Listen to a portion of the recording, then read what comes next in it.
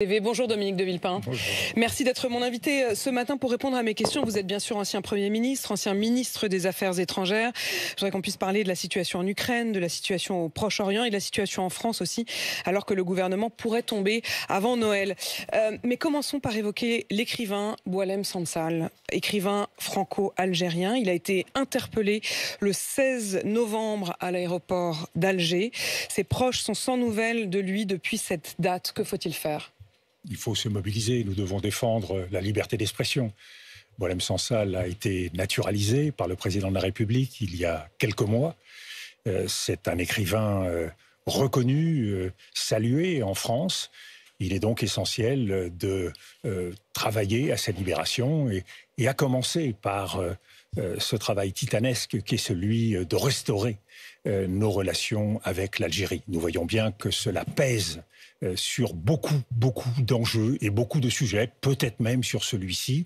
Et donc je pense que pour la France, nous devons faire en sorte de restaurer cette relation stratégique avec l'Algérie. Est-ce que ça veut dire qu'il est une sorte de victime collatérale, peut-être, de la relation avec l'Algérie ? Je ne dis pas ça, je dis que cela pèse sans doute dans le climat général qui existe aujourd'hui entre l'Algérie et la France. On le voit à la fois dans les réactions de la presse algérienne et dans les réactions de la presse française. Il y a donc beaucoup de sujets à traiter. Il y a une relation fondamentale à revoir. Il y a des gestes à faire. Et, de la part de la France ? De la part de la France, de la part de l'Algérie. Et il y a à remettre en ordre cette relation, je le dis bien, au service de nos deux peuples. Nous sommes deux peuples unis par l'histoire et unis par bien d'autres liens, y compris la langue et la culture. Mais est-ce que ça n'est pas d'abord le travailler. Signe justement que l'Algérie, en quelque sorte, se renforce dans une autocratie Une fois de plus, ne préjugeons pas. L'objectif, c'est d'obtenir que Boualem Sansal puisse être libéré et rejoindre la France. Et mobiliser tous les moyens, et je le redis, dans la perspective d'une amélioration de cette relation, nous devons tout faire pour que la confiance revienne entre nos deux États. Il est peut-être aussi une victime collatérale du prix Goncourt accordé à Kamel Daoud. C'est le président de l'Académie Goncourt, Philippe Claudel, qui le dit. Je ne peux pas m'empêcher de penser que l'attribution du Goncourt à Kamel Daoud pour son roman Ouris a joué également. L'académicien Jean-Christophe Rufin qui souhaite faire entrer Boualem Sansal à l'Académie française via une élection d'urgence. Il est soutenu en ce point par un grand nombre d'académiciens. Est-ce que vous soutenez cette démarche ? Que les académiciens, que les écrivains, que les artistes se mobilisent, c'est une chose. Il appartient aux responsables politiques de faire aussi leur travail. Le président Macron a exprimé son inquiétude. La responsabilité des hommes politiques, c'est de penser dans ce qui est leur responsabilité et en l'occurrence, bien sûr, à faire en sorte que dans la relation franco-algérienne, nous créions les conditions pour que les choses se passent de la meilleure façon possible. Dominique de Villepin, la situation en Ukraine avec peut-être un tournant dans la guerre, les États-Unis qui ont autorisé les Ukrainiens à frapper avec leurs armes de longue portée à l'intérieur du territoire russe et puis la question éventuelle d'un envoi de troupes au sol qui est à nouveau sur la table. D'abord sur la question des frappes sur le territoire russe avec des armes occidentales. La France pour l'instant s'y refusait. Est-ce qu'elle doit suivre la décision américaine ? Le ministre des Affaires étrangères l'a dit, la France est prête à emboîter le pas, à la fois des Américains et des Britanniques. Nous avons vu une escalade au cours des dernières semaines du côté russe, avec l'arrivée de soldats nord-coréens, avec une évolution de la doctrine nucléaire russe, avec l'envoi d'un missile intermédiaire capable d'emport de charge nucléaire. Ce sont des signaux extrêmement forts. Il est normal que nous réagissions, il est normal que l'Ukraine puisse avoir les moyens de se défendre à la veille de l'arrivée de Donald Trump et de ce qui vraisemblablement sera une négociation. Vous dites donc ce matin, Dominique de Villepin, que des armes françaises envoyées en Ukraine pourraient être utilisées pour attaquer à l'intérieur même du territoire russe. Mais c'est déjà le cas. Oui, alors c'est pas complètement officiel.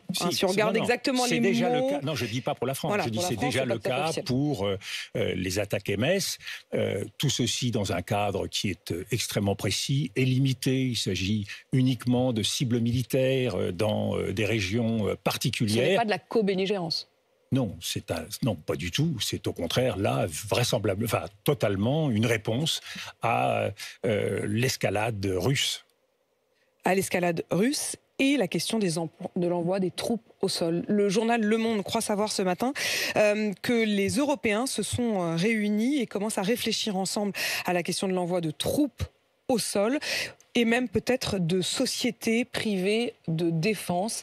Est-ce que c'est normal? Est-ce que c'est nécessaire? Est-ce que c'est souhaitable? Nous sommes là dans des réflexions qui sont hypothétiques, une fois de plus, dans la perspective de la négociation qui va se nouer. Dans cette négociation, nous ne devons pas être des spectateurs, regardant Donald Trump discuter avec Vladimir Poutine au risque d'imposer une paix que les Ukrainiens ne souhaitent pas. Et donc on voit bien qu'il y a au moins 3 scénarios. Le scénario de la paix imposée, où l'Ukraine serait amenée à lâcher 20% de son territoire, à renier sa souveraineté juridique, c'est-à-dire à devoir accepter un statut de neutralité sans pouvoir contracter elle-même des alliances comme son entrée dans l'OTAN. Il y a une paix qui serait idéale, qui serait, et c'est de là qu'il faut partir. C'est du respect des principes. Il y a une agression russe. Eh bien, il faut respecter le droit international, c'est-à-dire que c'est à la Russie de quitter le territoire ukrainien et c'est à l'Ukraine de pouvoir disposer de sa pleine souveraineté. Nous savons, malheureusement, que cette solution idéale est peu vraisemblable. Reste la solution du gel de la situation en Ukraine, et c'est davantage sur celle-ci que travaillent aujourd'hui les Américains, c'est-à-dire d'un cessez-le-feu sur le terrain, avec des garanties qui sont indispensables. Jusqu'où, et c'est là un enjeu important, peuvent aller ces garanties? Est-ce qu'à partir de là, l'Ukraine peut rentrer dans l'OTAN? Est-ce que nous pouvons apporter à l'Ukraine, par exemple, une zone de non-survol qui garantirait ce cessez-le-feu en évitant au quotidien le risque d'un retour du conflit et des souffrances pour les Ukrainiens? Il y a là des choix. Il y a par ailleurs, derrière, on ne l'évoque pas souvent, un enjeu géopolitique majeur. Est-ce que les Américains veulent régler le problème du champ de bataille? On ne veut plus entendre parler de la guerre, on ne veut plus payer pour les Européens, que les Européens se débrouillent et que le gel de la situation se fasse. Ou est-ce que les Américains sont plus ambitieux et veulent détacher la Russie de la Chine, en essayant d'avoir la proposition la plus attrayante, peut-être d'ailleurs payée par les Ukrainiens eux-mêmes. Donc nous ne connaissons pas aujourd'hui le cadre de la négociation. Quel serait, à vos yeux, le plus souhaitable? C'est-à-dire que quand on vous écoute, on a l'impression que finalement vous vous dites que l'arrivée de Donald Trump apporte peut-être quand même une solution. Alors pas l'idéal, mais l'idéal, vous le dites vous-même, elle est quasiment impossible. L'arrivée de Donald Trump accélère un processus de négociation. Encore faut-il que ce ne soit pas au détriment de la souveraineté de l'Ukraine. Qu'est-ce qu'on peut faire, nous, Alors dans c'est là cette justement situation-là? c'est la partie centrale. Nous devons nous mobiliser entre Européens. Et je pense qu'il y a un dialogue important qui doit se nouer avec l'Ukraine pour fixer, dans l'intérêt de l'Ukraine, les lignes rouges, les bases de ce que serait la négociation qui va s'enclencher avec la Russie. Je pense que la souveraineté de l'Ukraine ne peut pas être mise en cause. Pourquoi? Si nous cédons sur le respect du droit international, nous voyons bien que c'est tout un monde qui s'effondre. Mais il y a 20% à peu près du territoire ukrainien qui est aujourd'hui sous contrôle russe. Pensez-vous que les Russes vont partir? Mais je ne le pense pas aujourd'hui. C'est pour cela qu'un gel aurait au moins l'avantage, si nous fixons une durée, 5 ans, 10 ans, 15 ans, de préserver l'avenir, de ne pas entériner le fait accompli de la force. J'essaye de tirer le fil de votre scénario jusqu'au bout. Est-ce que ça veut dire dans ce cas-là, et je reviens à cette histoire de troupes au sol, au fond, est-ce que c'est pas dans ce cadre-là que vous imagineriez éventuellement des troupes européennes qui permettent de sanctuariser ce gel? Alors, est-ce que c'est là que l'Europe doit jouer son rôle? Là, nous avons un choix difficile à faire. Est-ce que c'est dans la voie des troupes au sol, ce qui nous engage alors très directement, et je crois que ce ne serait pas une bonne chose. Le risque d'escalade, il serait à peu près mécanique. En vrai, vous ne le souhaitez pas, l'envoi des troupes au sol? Je ne crois pas que ce soit la meilleure solution, mais je réfléchis à ce que serait la meilleure garantie, parce que je crois qu'il faut garantir le cessez-le-feu ou le traité de paix. Dans les deux cas, il faut une garantie. Je pense que la meilleure garantie alors serait sans doute de mettre en place un système défensif, comme par exemple la zone de survol que nous avions voulu mettre en place en Libye. Et malheureusement, nous avons outrepassé cette zone de survol sans ignorer qu'il y a là aussi des risques de dérapage. Donc faut-il le faire dans le cadre d'une zone de survol qui serait garantie avec des avions ukrainiens, mais avec un soutien massif de la part des Européens, voire des Américains, une fois de plus. Ce que je dis, c'est que les Européens et les Ukrainiens réfléchissent ensemble à la meilleure façon de garantir ce processus. Et n'oublions pas que la parole finale doit revenir aux Ukrainiens. C'est les Ukrainiens qui meurent, c'est les Ukrainiens qui souffrent. Et nous n'avons pas intérêt à céder sur le droit international, je le répète, parce que nous sommes, avec l'arrivée de Donald Trump, dans une situation extrêmement dangereuse pour le monde, qui est qu'il s'agit de savoir si nous resterons dans un monde dominé par le droit ou si nous serons dans un monde dominé par la seule puissance, voire par la seule force militaire. Ce qui vaut pour l'Ukraine vaut aussi pour le Proche-Orient. On va y revenir, mais j'ai quand même du mal à imaginer les Ukrainiens, vous avez l'air de dire qu'il faudrait qu'on se mette d'accord, j'ai du mal à imaginer les Ukrainiens accepter de geler en quelque sorte cette ligne de front qui est quand même, qui les prive de 20% de leur territoire. C'est le dernier, mais il ne s'agit pas... Est-ce qu'il faut qu'ils se résolvent? Le gel ne les prive pas de ces 20%. Non, le gel marque un cessez-le-feu. Mais qu'est-ce qui se passera dans ces 20%? Qu'est-ce que vous dites à ceux qui vivent dans ces 20%? La situation restera ce qu'elle est aujourd'hui. Mais l'avenir sera préservé. Ce qu'elle est aujourd'hui, c'est qu'elle a été conquise les Ukrainiens, par les Russes. Non. Ça, c'est un traité de paix dans lequel c'est ce que veut la Russie et peut-être même certains Américains qui donc prendraient on ne dirait acte. pas le mot paix, ce ne serait pas fait. Ce serait juste pas un traité de une paix. sorte de statu quo. Ce serait une sorte d'armistice ou un cessez-le-feu où on gèle en quelque sorte la situation et où on ne rogne pas, on ne revient pas sur la souveraineté. J'essaie de comprendre quand même ce que vivraient ceux qui sont dans ces 20% de terres initialement ukrainiennes, aujourd'hui revendiquées par la Russie. Ils se retrouveraient au fond dans une sorte de no man's land. Non, ils se retrouveraient dans la situation qui a été celle d'avant 2014 ou celle depuis 2014, celle qu'a voulu traiter les accords de Minsk et malheureusement qui n'ont pas été suivis suffisamment d'effets. Le Proche-Orient, Dominique de Villepin, comment on sort de ce conflit ? Alors, la première chose, comme pour l'Ukraine, faire respecter les principes. Principe du droit humanitaire. Aujourd'hui, Israël continue de bombarder à Gaza, continue de bombarder au Liban, sans que nous connaissions les objectifs réels d'Israël. Le Hamas a été très largement éradiqué. Les autorités militaires et du renseignement israéliens disent que le Hamas ne constitue plus une menace existentielle pour Israël. Quels sont donc les objectifs? Pourquoi bombarder? Pourquoi continuer à bombarder la zone nord? Est-ce que l'ambition, c'est d'annexer, d'occuper, de coloniser le territoire de Gaza? Mais est-ce que ça a été cette interrogation que vous émettez aujourd'hui, est-ce qu'elle repose sur des déclarations de Benyamin Netanyahou lui-même? Non, elle repose sur des déclarations de Yoav Gallant, de toute une série de responsables, de services de renseignement.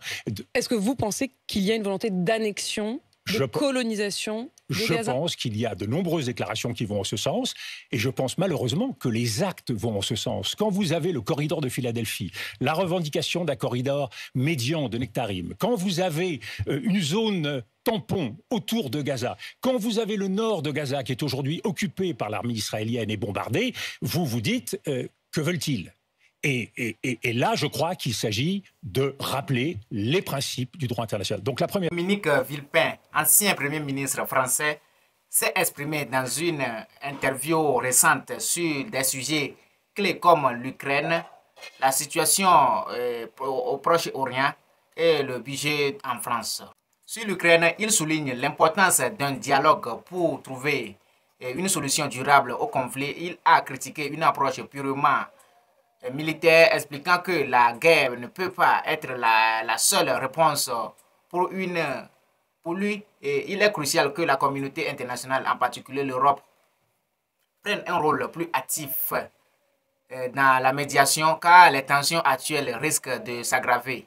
Il a aussi mis en garde contre les conséquences de l'isolement de la Russie, plaidant dans une diplomatie équilibrée qui ne pousse pas à une escalade supplémentaire. Concernant le Proche-Orient, Dominique Villepin a exprimé sa profonde inquiétude face à une montée de la violence et aux souffrances des populations civiles. Il insiste sur la nécessité de respecter le droit international humanitaire et de protéger les vies humaines. Il a également dénoncé l'inaction de la communauté internationale qui, selon lui, n'arrive pas à trouver une solution pour mettre la fin à la crise. Pour lui, la paix ne peut être atteinte que par le processus politique inclusif où tous les parties prenantes sont impliquées. Il a appelé à un cessez-le-feu immédiat et à un soutien humanitaire renforcé pour aider les populations touchées. Sur la question du budget français, Dominique Villepin a exprimé ses préoccupations concernant les finances publiques.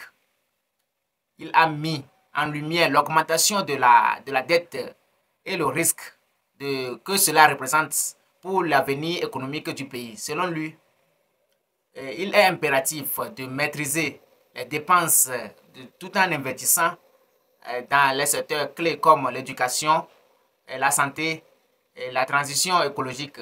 Il a aussi souligné l'importance de redonner confiance aux citoyens face à une situation économique inacceptable en proposant des mesures concrètes pour améliorer leur pouvoir d'achat et réduire les inégalités.